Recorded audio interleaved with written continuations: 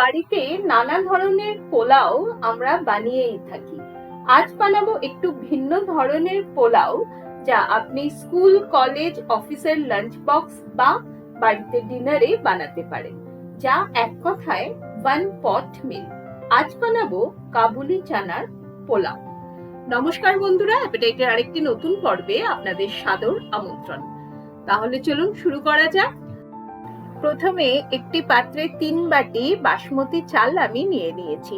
ভালোভাবে চালটাকে ধুয়ে রেখে দেব। চাইলে আপনি এই পোলাওটা বাড়ির রেগুলার যে রাইস ইউজ করেন সেটা দিয়েও কিন্তু তৈরি করতে পারেন। ভালোভাবে ধুয়ে রাখার পরে এবারে মূল রান্নাতে ফিরে আসি। গ্যাসে একটা প্যান বসিয়ে তাতে দিয়ে দিলাম 1 চামচ সাদা তেল আর 1 চামচ ঘি। তেল আর ঘিটা হালকা গরম হতে শুরু করলে দিয়ে দেব 2টো তেজপাতা, 1 চামচ গোটা জিরে, 2 টুকরো দারচিনি, অর্ধেকটা জয়িত্রীর ফুল, একটা বড় এলাচ ফাটিয়ে নিয়ে, 4টে লবঙ্গ, 10-12টা গোটা গোলমরিচ আর 2 থেকে 3টে ছোট এলাচ। গ্যাসের ফ্লেম লোতে করে ভালোভাবে আগে ফোড়নটা ভেজে নিতে হবে, যতক্ষণ না ফোড়ন থেকে সুন্দর একটা গন্ধ ছাড়ছে। অপরদিকে 2টো মাঝারি মাপের পেঁয়াজ আমি কুচিয়ে নিয়েছি। পেঁয়াজটা এবারে প্যানে দিয়ে ফোড়নের সঙ্গে ভালোভাবে ভেজে নিতে হবে। এই কাবুলি চানা পোলাও বা ছোলে পোলাও যাই বলুন না কেন, স্বাদে কিন্তু দুর্দান্ত। পেঁয়াজটা বেশ একটু ট্রান্সলুসেন্ট করে ভেজে নেওয়ার পরে এক এক করে দিয়ে দিলাম 1 চামচ কাঁচা লঙ্কা বাটা, 1/2 চামচ আদা বাটা আর 1 চামচ রসুন বাটা। আদা, লঙ্কা আর রসুন বাটাটা কিন্তু খুব ভালোভাবে ভেজে নিতে হবে যতক্ষণ না এর থেকে কাঁচা গন্ধটা চলে যাচ্ছে। অপরদিকে আমি বেশ কিছুটা কাবুলি চানা আগেই সেদ্ধ করে রেখেছি, সামান্য একটু শুধু লবণ দিয়ে। এখানে 1 বাটি কাবুলি চানা আমি এবারে এর মধ্যে মিশিয়ে দেব। এই একটা পোলাওয়েই কিন্তু আপনি যেমন কার্বোহাইড্রেট পাচ্ছেন, ঠিক সেরকমই প্রোটিনও চানার থেকে পেয়ে যাচ্ছেন। তো নিঃসন্দেহে এটাকে একটা ওয়ান পট মিল বলা যেতেই পারে। চানাটাকে ভালোভাবে মশলার সঙ্গে 2-3 মিনিট ভেজে নেওয়ার পরে এবারে এতে মিশিয়ে দেব গুঁড়ো মশলা। প্রথমে দিয়ে দিলাম স্বাদ অনুসারে লবণ, 1/2 চামচ হলুদ গুঁড়ো, 1 চামচ জিরে গুঁড়ো আর ভরা ভরা 1 চামচ ধনে গুঁড়ো, সঙ্গে 1 চামচ কাশ্মীরি লাল লঙ্কা গুঁড়ো। এবারে সামান্য জল দিয়ে মশলাটাকে ভালোভাবে কষিয়ে নিতে হবে, যাতে মশলাটা পুড়ে না যায়। গ্যাসের ফ্লেমটা কিন্তু এখন আমি মিডিয়ামে করে নিয়েছি। এক রান্না খেয়ে খেয়ে বোর হয়ে গেলে এরকম ঘুরিয়ে ফিরিয়ে নানা রকমের রাঁধলে কিন্তু বাড়ির লোক খেয়েও তৃপ্তি পাবে আর আপনি দেখবেন খেতেও ভালো লাগে। মিনিট 2 মশলাটা নাড়িয়ে চাড়িয়ে এবারে প্যানটাকে ঢাকা দিয়ে 3 মিনিটের জন্য মশলাটা কষিয়ে নিতে হবে। আর হ্যাঁ, অতি অবশ্যই এ সময় কিন্তু গ্যাসের ফ্লেম আমি লোতে করে দিয়েছি। এবারে এর মধ্যে মিশিয়ে দিলাম 1/2 চামচ আমচুর পাউডার আর ফ্লেভারের জন্য প্রায় 1/2 চামচের মতো গরম মশলা গুঁড়ো। আপনি চাইলে এখানে 2 থেকে 3 চামচ ফ্যাটানো দইও ব্যবহার করতে পারেন। কি অপূর্ব সুন্দর গন্ধ ছাড়ছে, পুরো বাড়ি গন্ধে মম করবে। দেখুন আস্তে আস্তে তেল ছাড়তে শুরু করেছে, মশলা ভালোভাবে কষে গেছে। এই সময় প্যানে মিশিয়ে দিলাম ধুয়ে রাখা বাসমতি চালটা। এবারে চালের সঙ্গেও কিন্তু মশলাটা আরো মিনিট 2 থেকে 3 ভালোভাবে ভেজে নিতে হবে।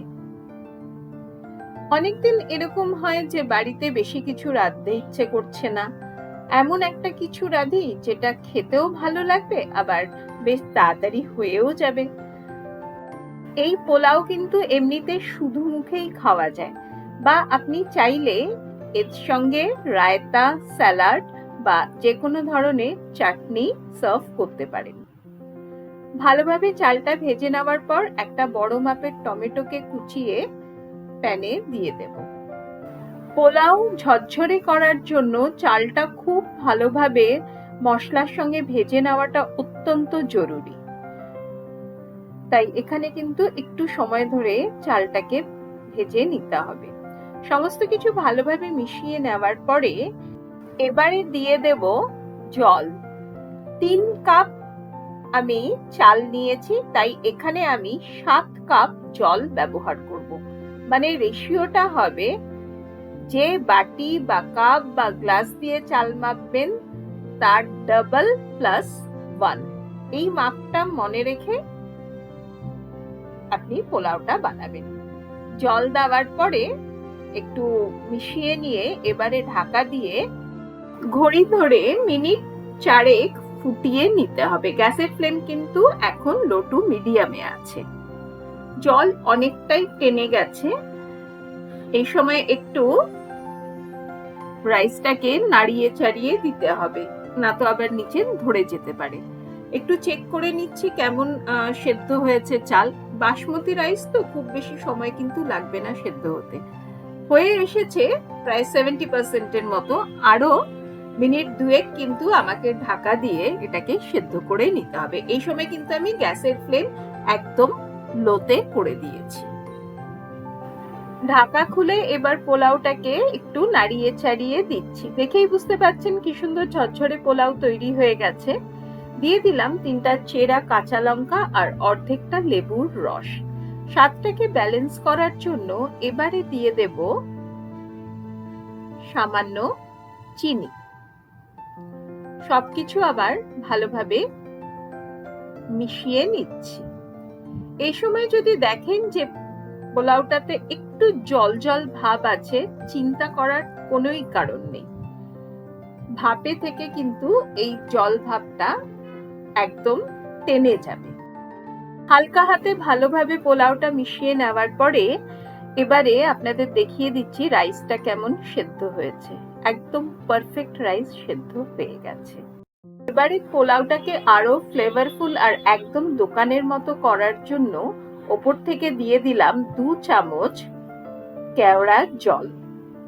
আর দিয়ে দেব বেশ কিছুটা কুচিয়ে নেওয়া ধনেপাতা। ধনেপাতা আর কেওড়া জলটা মিশিয়ে নিলেই আমাদের চমৎকার সুস্বাদু কাবুলি চানা পোলাও বা ছোলে পোলাও তৈরি। একদিন অন্তত এটা বানিয়ে দেখবেন কি চমৎকার এর স্বাদ। আজকের উপস্থাপনা আপনাদের কেমন লাগলো অতি অবশ্যই আমাকে কমেন্ট করে জানাবেন। যদি আজকের ভিডিওটিতে কিছু ভালো লেগে থাকে তাহলে একটি লাইক দিয়ে বন্ধু বান্ধব বা আত্মীয় স্বজনদের মধ্যে অতি অবশ্যই শেয়ার করবেন। আমার চ্যানেল যারা নতুন ভিউ করছেন তাদেরকে রিকোয়েস্ট রইল চ্যানেলটিকে সাবস্ক্রাইব করে আমার পাশে থাকার, যাতে যখনই আমি নিত্য নতুন আর অভিনব সব রান্নার ভিডিও আপলোড করব আপনাদের কাছে নোটিফিকেশন পৌঁছে যাবে। সুগন্ধি আর ঝরঝরে এই চানা পোলাও শুধু স্যালাড আর যে কোনো ঠান্ডা পানীয়ের সঙ্গেই আপনি সার্ভ করতে পারেন, বা এখানে আমি চানা পোলাও স্যালাড আর আলুর রেজালার সঙ্গে সার্ভ করেছি। আমার চ্যানেলে আলুর রেজালার রেসিপি অলরেডি দেওয়া আছে, আপনারা চাইলে দেখে নিতে পারেন। আজ তাহলে এ পর্যন্তই।